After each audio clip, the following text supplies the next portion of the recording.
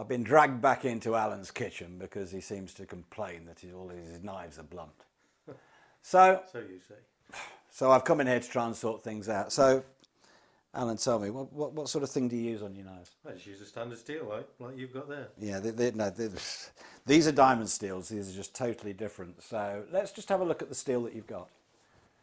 Come on, then. I haven't got all day. Yeah. So you'll probably all recognise this as being a standard ordinary steel.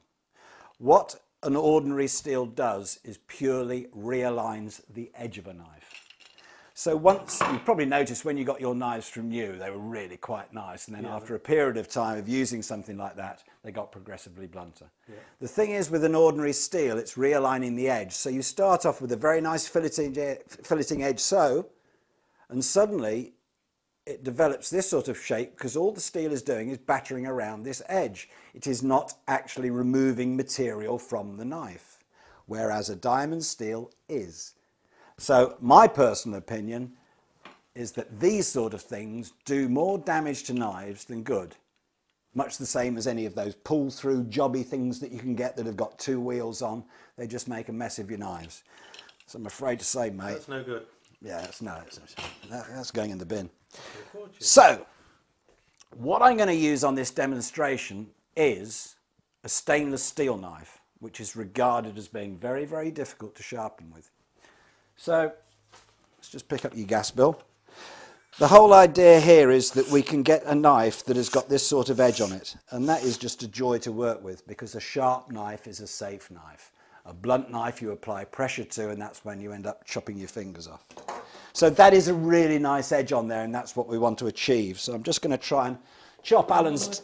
Yeah. I'm just going to try and chop Alan's table in half here. Just blunt that down a bit. Sorry about that, Alan, but as you can see, that's things we do for demonstrating sharpness. Yeah. So that's much like your knives, I would suggest. So what we're going to do now is we're going to work on a knife and pretend that it's been used on a traditional steel. So what I would do firstly on this is re-shoulder it to bring it down to this sort of edge down here. So anything that's been used on an ordinary knife will come down very quickly. Blunt? Yeah. So we have a 10-inch and a 12-inch steel. I'm going to use the 10-inch. I'm going to use the 10-inch because this particular one is about 7 years old now. And if you feel that, probably the first thing you notice is that is just totally smooth. Yeah. It's not ribbed or anything. But do not be fooled by how smooth that feels. This sharpens very quickly. So, to re-shoulder it, the first thing I would do is keep the steel here, and I come in here on a fairly shallow angle.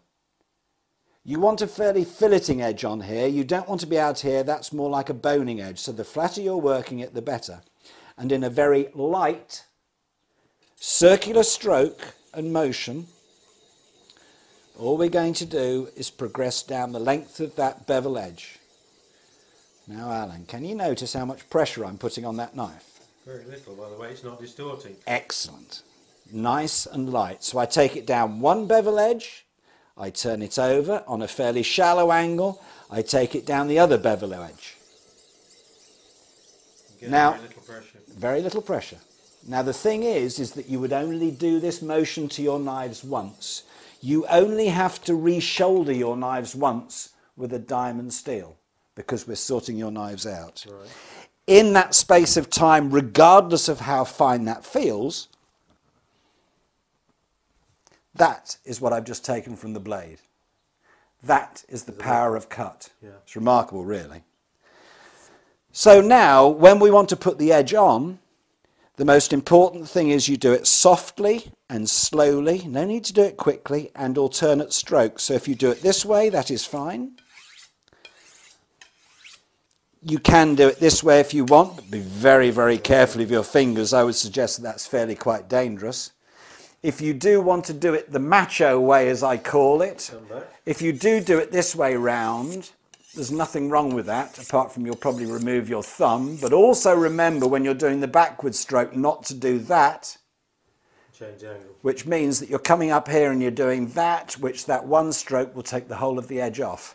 The safest way to do it is to keep it that way and come down one side and the other side. And once you learn how to do it like that, very quickly you'll be able to just literally sharpen your knives like so.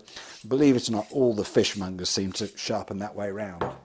Once you've done that, just try that on. A tomato is a good thing to cut through because it's very difficult to cut through. But you'll find that you can get that edge back very, very quickly. Once you've got that edge back, all you're doing from there is possibly every now and then when you've used the knife. Simple as that. And it's as simple as that. There's a drawer full over there, better get going. Okay.